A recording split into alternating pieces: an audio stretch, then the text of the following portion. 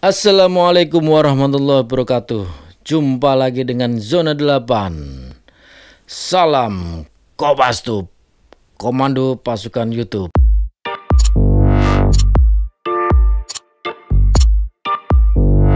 Halo Mas Bro dimanapun berada, semoga sehat walafiat semuanya ya, amin. Sekarang aku mau bercerita tentang salah satu anggota Punakawan yang bernama Petruk. Petruk adalah tokoh Punakawan dalam pewayangan Jawa di pihak keturunan atau Terah Witaradya. Petruk tidak disebutkan dalam kitab Mahabharata dari India. Keberadaan tokoh ini dalam dunia pewayangan merupakan gubahan asli masyarakat Jawa. Di ranah Pasundan, Jawa Barat, tokoh Petruk lebih dikenal dengan nama Dawala atau Udel. Menurut pedalangan, ia adalah anak Raja Gandarwa Raksasa di pertapaan dan bertempat di dalam laut bernama Prabu Gandarwa Raja Bali. Sebelumnya ia bernama Bambang Petruk Panyukilan. Ia gemar bersenda gurau, baik dengan ucapan maupun tingkah laku, dan senang berkelahi. Ia seorang yang pilih tanding atau sakti di tempat kediamannya dan daerah sekitarnya. Oleh karena itu, ia ingin berkelana guna menguji kekuatan dan kesaktiannya. Di tengah jalan, ia bertemu dengan Bambang Sukodadi atau Bambang Sukasti dari pertapaan Bluluk Tiba yang pergi dari padepokannya di atas bukit untuk mencoba kekebalannya. Karena mempunyai maksud yang sama, maka terjadilah perang tanding. Mereka berkelahi sangat lama, saling menghantam, berkumul, tarik-menarik, tendang-menendang, injak-menginjak, hingga tubuhnya menjadi cacat dan berubah sama sekali dari wujud aslinya yang tampan. Perkelahian ini kemudian dikisahkan oleh Janggan Semarasanta dalam kurung Semar dan Bagong yang mengiringi Batara Ismaya. Mereka diberi petuah dan nasihat sehingga akhirnya keduanya menyerahkan diri dan berguru kepada Semara atau Semar dan mengabdi kepada Sang Hyang Ismaya. Demikianlah peristiwa tersebut diceritakan dalam lakon Batara Ismaya Krama. Karena perubahan wujud tersebut, masing-masing kemudian berganti nama. Bambang Petruk Panyukilan menjadi Petruk, sedangkan Bambang Sukodadi menjadi Gareng. Petruk mempunyai istri bernama Dewi Prantawati, putri Prabu Sri Batara Kresna, raja negara-negara kerajaan Dwarawati. Dalam perkawinan ini mereka mempunyai anak lelaki dan diberi nama Bambang Lengkung Kusuma. Dalam cerita Gareng Dadi Ratu, sebagai syarat jika Petruk berhasil mengalahkan Prabu Pandu Pragolamanik yang tidak lain adalah kakaknya sendiri Nala Gareng, ia meminta imbalan berupa anak ayam cemani pemberian Sang Hyang Wenang atau Sang Hyang Asip Prono Rono yang diberikan kepada Petruk lalu diberikan kepada Kresna. Hadiah ini terwujud dalam cerita Petruk Nagih Janji, di mana dengan susah payah ia berhasil mengalahkan saingan berat dari Astina, yaitu Lesmana Mandrakumara, putra Prabu Duryodana dengan Dewi Banuwati, dan berhasil pula memberi istri salah satu putri Kresna yang bernama Dewi Prantawati. Oleh karena Petruk merupakan tokoh pelawak atau dagelan, kemudian oleh seorang dalang digubah suatu lakon khusus yang penuh dengan lelucon-lelucon dan kemudian diikuti dalang-dalang lainnya, sehingga terdapat banyak sekali lakon-lakon yang menceritakan kisah-kisah Petruk yang menggilikan. Contohnya lakon Petruk Ilang Petele atau Petruk kehilangan kapaknya.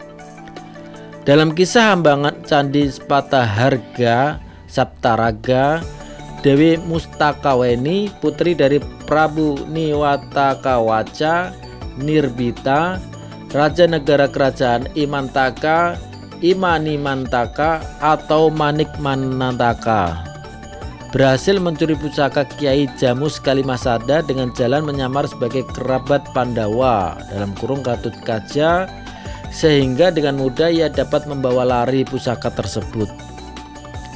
Kalimasada kemudian menjadi rebutan antara kedua negara itu.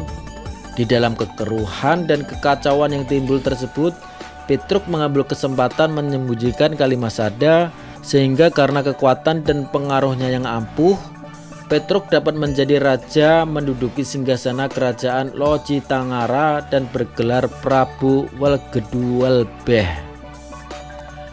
Lakon ini terkenal dengan julukan Petruk Dadi Ratu.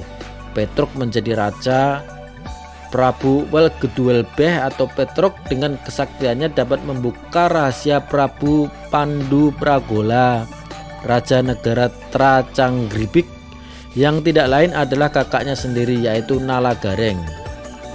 Dan sebaliknya, Bagonglah yang menurunkan Prabu Welgeduwelbeh dari tahta kerajaan Locitangara dan terbongkar rahasianya menjadi Petruk kembali. Kalimasada kemudian dikembalikan kepada pemilik aslinya, Prabu Puntadewa. Petruk dan punakawan yang lain, Semar, Garing, dan Bagong selalu hidup di dalam suasana kerukunan sebagai satu keluarga. Bila tidak ada kepentingan yang istimewa, mereka tidak pernah berpisah satu sama lain. Mengenai punakawan, punakawan berarti kawan yang menyaksikan atau pengiring. Saksi dianggap sah apabila terdiri dari dua orang. Yang terbaik apabila saksi tersebut terdiri dari orang-orang yang bukan sekeluarga. Sebagai saksi, seseorang harus dekat dan mengetahui sesuatu yang harusnya disaksikannya. Di dalam pedalangan, saksi atau punakawan itu memang hanya terdiri dari dua orang, yaitu Semar dan Bagong bagi Trah Witaradia. Sebelum Sang Hyang Ismaya menjelma dalam diri cucunya yang bernama Samarasanta atau Semar, kecuali Semar dengan Bagong yang tercipta dari bayangannya, mereka kemudian mendapatkan Gareng atau Bambang Sukodadi dan Petruk atau Bambang Panyukilan. Setelah Batara Ismaya menjelma kepada Janggan Semarasanta menjadi Semar, maka Gareng dan Petruk tetap menggabungkan diri kepada Semar dan Bagong. Disinilah saat mulai adanya punakawan yang terdiri dari 4 orang dan kemudian mendapat sebutan dengan nama Parepat atau Prapat. Pada tahun 1960-an, di Indonesia pernah diterbitkan dagelan versi komik dari tokoh punakawan ini. Komik tersebut berjudul Petruk dan Gareng. Sebenarnya bukan hanya satu komikus yang pernah membuat komik ini, namun Indri Sudono adalah komikus yang disebut mengawalinya. Indri Sudono adalah komikus yang paling produktif membuat komik Petruk dan Gareng ini pada tahun 1960-an hingga tahun 1970-an. Karya-karyanya banyak diterbitkan oleh CV Loka Cipta Semarang. Komikus lain yang mengikutinya adalah Urip, Rini AS, Sopo Iki, Ricky NS, dan Tatang S.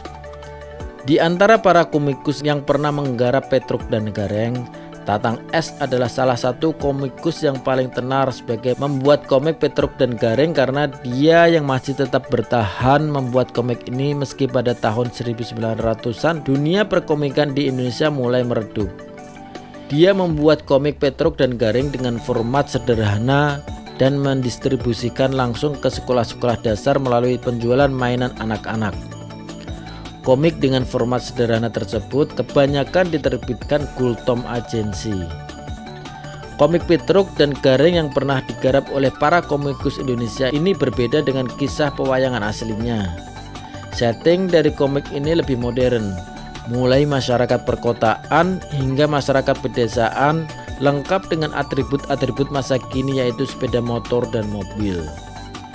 Kemudian pada tahun 2011, pertama kali dagelan Petruk dan Gareng versi komik ini dibuat filmnya. Film tersebut berjudul Garing dan Petruk dalam kisah Super Horror The Movie. Film berdurasi 27 menit ini diputar pertama kali di bioskop 21 Dieng Plaza, Kota Malang. Film komedi ini dibuat oleh Padepokan Film Malang, salah satu komunitas film di Kota Malang bekerja sama dengan Radio MFM dan Indosat. Nah, itu Mas Bro, kisah dari Petruk, salah satu anggota Punakawan. Semoga kisah ini dapat memberi inspirasi, manfaat, dan tambahan pengetahuan dan wawasan bagi Mas Bro semuanya ya. Terima kasih udah pantengin video kita. Jangan lupa pantengin video-video kita yang lain di playlist. Geser playlistnya, masih banyak video-video kita di sana. Sampai jumpa. Salam Kopastum. Wassalamualaikum warahmatullahi wabarakatuh.